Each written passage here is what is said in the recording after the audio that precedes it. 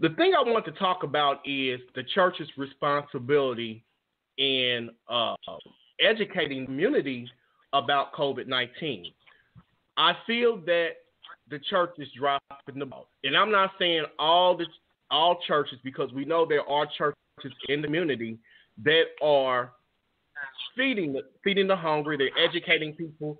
They are stopping services and things of that nature just to make sure the congregation is safe. But there have been opportunists that have been taking advantage of this situation. And one of which is I want to talk about is there's 4 preachers that I want to get on right quick.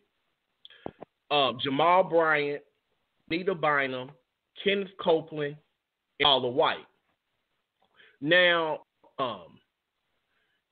I want to go to a clip real quick of Paula White. Now, she wanted to raise money not for the healthcare workers, not for the people that are out of work, not for the families that are maybe starving. She wanted to raise money for her ministry, and she tried to tie this whole thing into, well, the church is a spiritual hospital.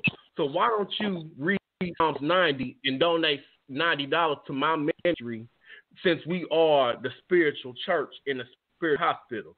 Now, I'm going to go to this clip because y'all don't probably believe this, but y'all need to hear this, and then we're going to come back with the rest of the commentary real quick.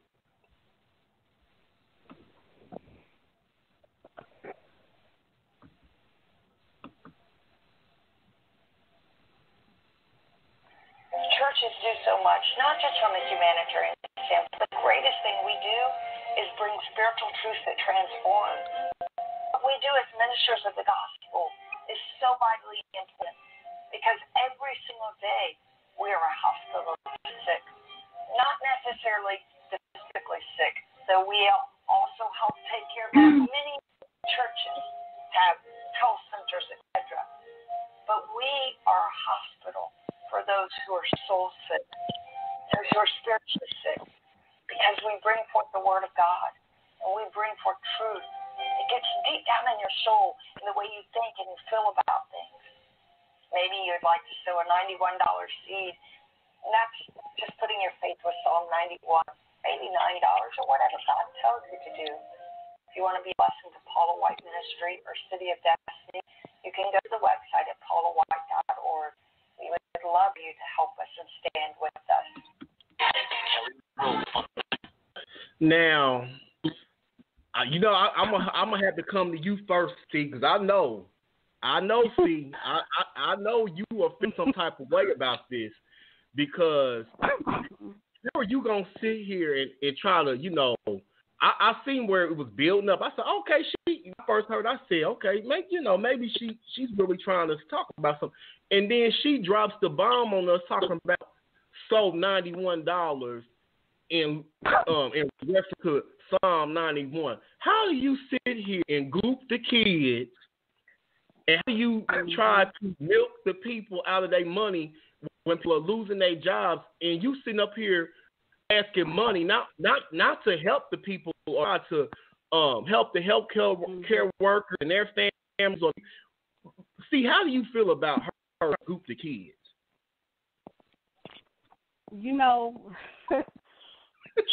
This right here is a pet peeve of mine, because we've talked about stuff like this in the past on some shows that you've done, and it's irritating because, of course, just to touch base on what you just said, this pandemic that is going on has caused people to lose their jobs, and they don't have an income. They have nothing. And the thing is that you have a lot of babes in Christ. And if they truly don't understand what the ministry is really all about, you have a snake like just like her that will come in and use people just to build her own stuff up and to benefit from it. And that right there is uncalled for. That is not what the ministry is about. And basically, what needs to happen is that she needs to get out of the ministry, because how dare you sit here and try to pimp the people. And that's really what it is. You're trying to pimp people just to get money in your pocket. And that's not what it's about. So, you know, what you need to do is you need to just stop asking people for this money to sow into your ministry and just and stop being heartless. And you need to come out of your pocket, since you got all this money from people that keep giving you money, that keep sowing into your ministry. You need to get up off of some of that money, and you need to help people yourself. That's what you need to do, because these people are out here struggling, and I'm sorry to say it like this, but it pisses me off, because this right here, it is absolutely uncalled for. And what I hate about it is that you have people whose minds are not right, and they continuously sow into that, and they're looking for things, and she's not delivering, because that's not how you're supposed to do in the ministry anyway. So they're looking for something in return for giving. They're physically looking for something, and they're never going to get it. And so then what happens?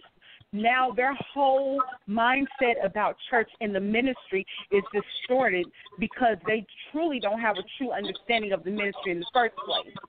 But she is going to be held accountable because she is using people.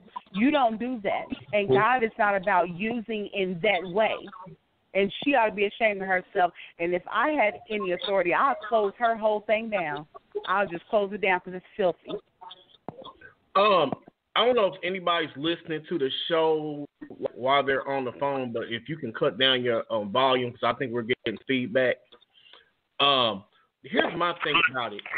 Miss Paula White has always been a very conniving and scheming person. Look who she's working up under. And I'm not trying to be funny, but anytime that you aligning yourself with someone like Donald Trump, that says something about you anyways. You know what I'm saying? And they said that she slid her way through the circuit. She done slid her way to the top. She done slept with a lot of mega church pastors, allegedly. And she has, let me tell you what she did down in Florida. Like, I think the preacher was Zachary Timms. She came in that church and manipulated that church. The pastor died, and she came in there and kicked the first lady out the church, and the church is predominantly black. It was the church down in Florida. And most of your membership is black, but you aligning yourself with somebody like Donald Trump. Like, I just don't understand that. So, Paula White, I've never been there for her. And it's just, you know, it doesn't surprise me. You know, it doesn't surprise me about her. Now, the next person I'm going to get on real quick is Jamal Bryant. Now, those of you that don't know who Jamal Bryant is he's a well-known political activist and stuff like that. He just recently took over Bishop Eddie Long's church in Atlanta, Georgia. I think he's been the pastor there for a little over a year now. So he's in the news now because people are trying to figure out, why are you trying to charge your church members $150 a test just to see if they have the coronavirus? $150, right? Now this doesn't. Yeah. $150. Let me go to this article real quick, because I want to get these facts right, because I don't want nobody saying I got it wrong.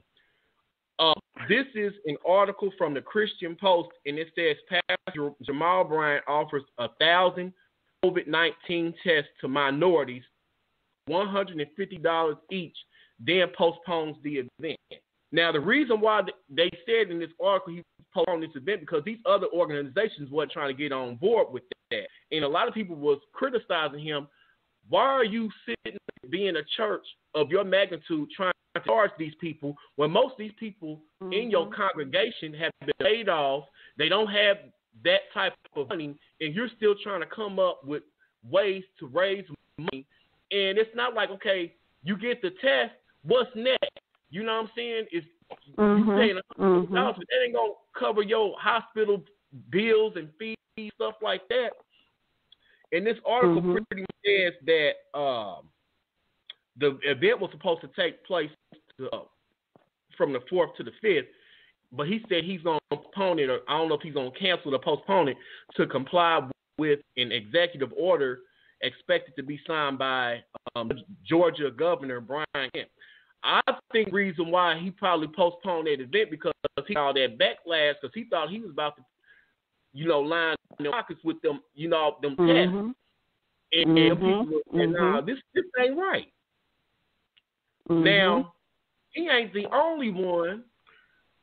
Juanita Bynum, with her non-preaching behind because somebody took her panties. Y'all remember that story? She said she didn't want to preach at that service. That preacher saw her panties.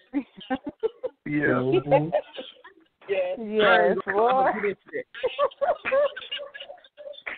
So she out here gooping the kids. She gooping the kids too. So while she's sitting up talking about she's selling prayer kit for somebody said person said it's $150, and then somebody else said it was $133. And the prayer kit includes a prayer cloth and some oil and some water. Now let me tell you something. You could take your behind right upstairs and cut up some damn raggedy ass sheets, and you can put some damn vegetable oil or some olive oil out the food pantry or a bottle of distilled water, and you put that prayer kit right there. So why are you charging them for $150 for some stuff that's already in the damn house? Yes.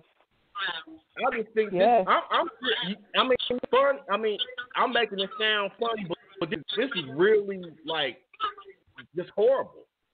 She's not raising money to help people that are in need.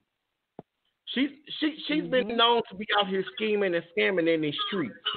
And I'm not gonna get into it. There's been a lot of commentators on YouTube that saying she's been involved into a lot of stuff. I don't want to get into that. We're not going to get into that. But you cannot ask the people to pay for prayer. Last time I prayer is free. You have a direct connection with God. You don't have to go through nobody and pay them your hard-earned money to get some type of connection to God. That's right. Yes. And I just, and then you got what? Copeland. Wait a minute. Can I, Seneca? Yeah. Can I say this? I want to say this. If you're such a woman of God, and I'm just listening to this, why don't you pack up the prayer packages and give them out for free? Thank you, sir. Exactly. Why can't you package them up and you send them on out to addresses, get their addresses, because people have been blessing your ministry. Why don't you bless the people? It's time for you to bless their ministry. You send them out and then you give it out for free. See, this is what's going on now. Everybody wants to always have their hand out, and that's why people are turning away from the church now. Because this is the time where y'all need to be showing your ministry, or even just showing the faith that God has, that you have the faith and that God has blessed you. You get them prayer packages out for free. That's Juanita Bynum, prophetess. And I ain't trying to throw no shade. They talking about that Dr. Juanita Bynum. They said them degrees is fake. Honey, them degrees is that dang on jacked up weed that's on top of her head. You know what? I'm saying. I allegedly that's what I heard. I don't know, but my thing is, I've never seen a so-called woman. Is she so nasty? So nasty how she talks to people. She's so nasty. And then how I heard how she's getting a lot of people's money from engagements and stuff like that. How she's gone to preach at people's different events, and she doesn't even show up. She'll find something wrong and be like, well, I can't preach because this, and this. It's, you know what I'm saying? So we're dealing with people that are false prophets. We're not dealing with people that are true men and women of God. That's what we need to realize. And then you have Copeland, and I'm going to get on him real quick, and then we're going to move on. Kenneth Copeland is sitting up here telling people, you still need to get that money to that church. I don't care if you got to leave your house. I don't care if you got to go out here and face the coronavirus. You need to get that money to that church. If you got to leave it under the door, you got to leave it. Oh, my God. This is the same man that has been caught up in several scandals himself. He has a $3.6 million jet that was denied tax-exempt status. He was trying to get a tax-exempt status and avoid the tax law for his $6.3 million mansion. And he was using the church funds to finance all this stuff. You know what I'm saying? And he's sitting up here telling the people, you know, he didn't tell the people, I said, well, you know, I understand going through hard times and stuff like that. You need to kind of focus on your family. No, he's telling these people to bring their money to the church.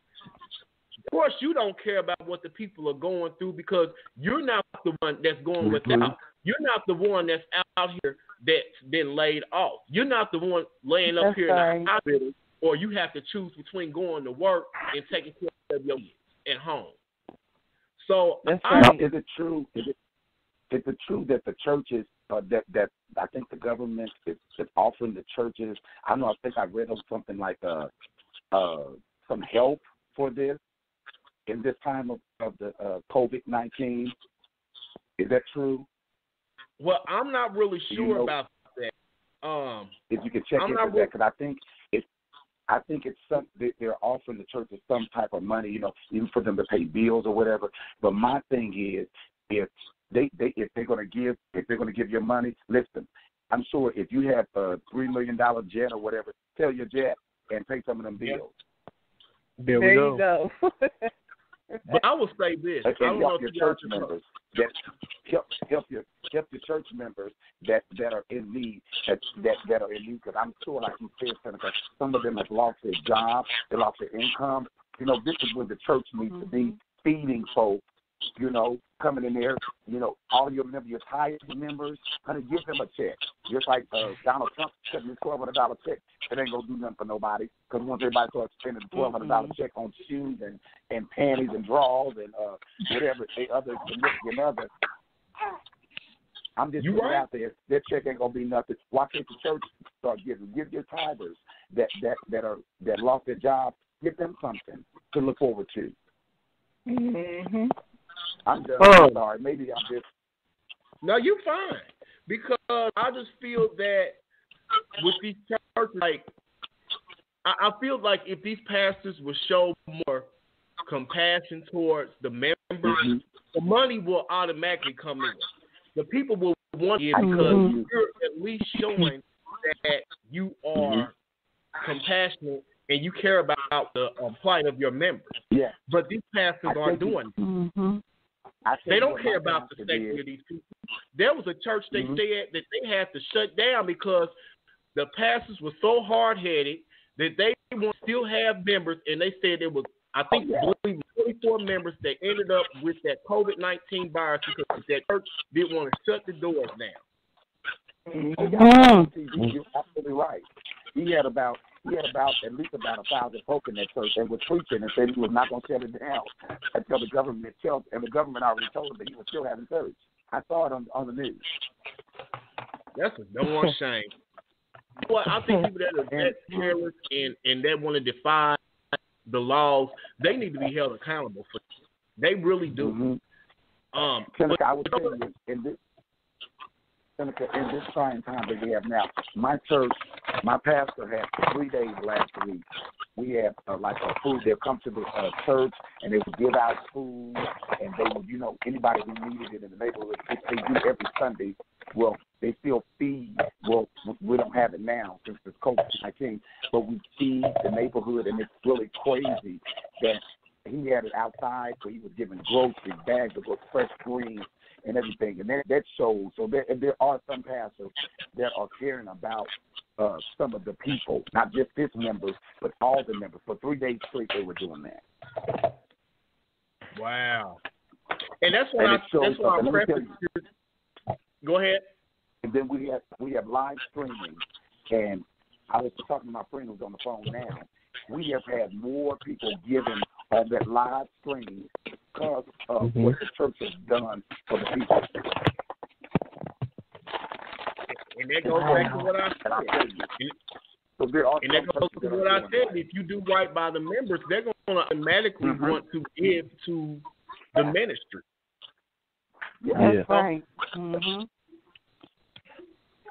So I just that wore me out. That prayer kit wore me out. You sell them, you give them away. Yeah.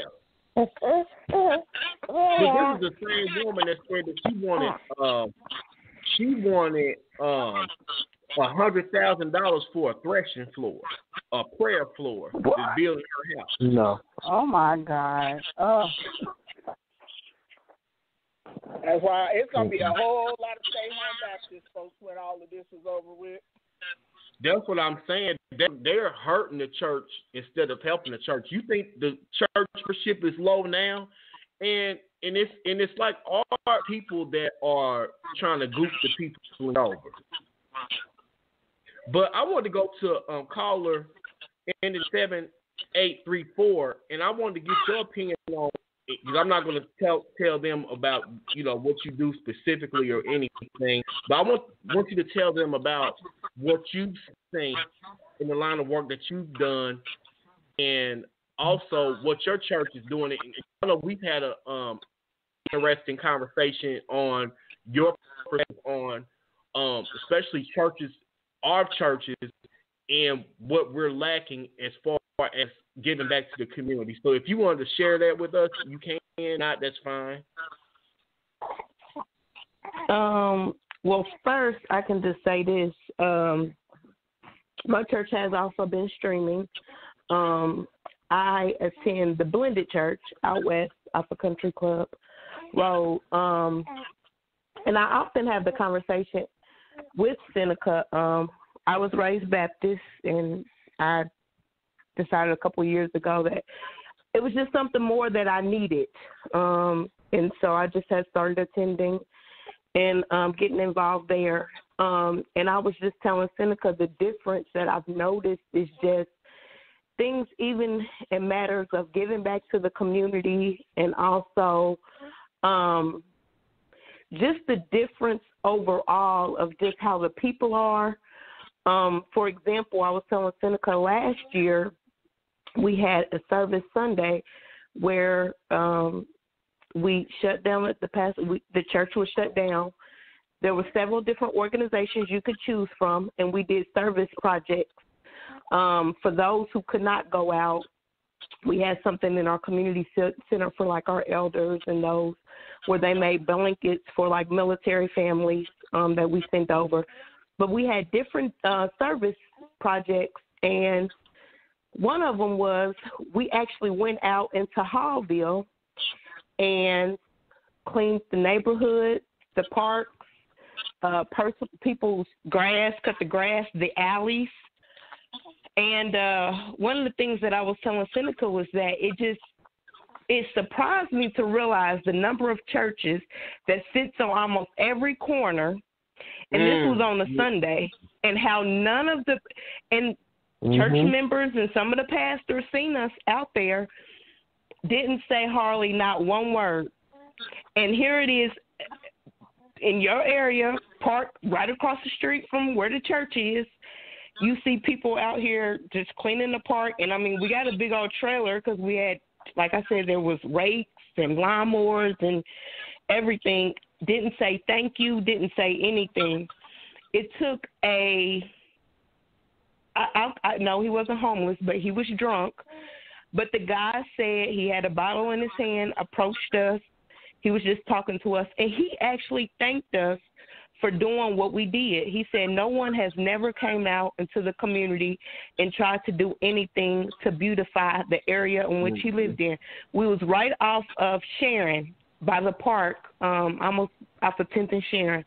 And the guy just said thank you, and I was telling Seneca, like, if more churches would maybe just take a Sunday, but Seneca brought up a good point. He said, do you think churches would do that? Because some of them would probably look at how much money they would be losing that Sunday. And that following Sunday, our pastor said something about, but he said, it's not always about the money. Sometimes it's about giving back. Because when you give back, then those are the people that you're bringing in, and then you never know how you can be rewarded in getting that money back. Exactly. And I told Seneca that the difference in, I don't want to say giving, but our pastor makes it very well to tell us, this is what your money's going toward. This is how we're going to spend the money for this. We do a series called Movies with a Message. And Seneca said, do you think most churches will allow you to do that?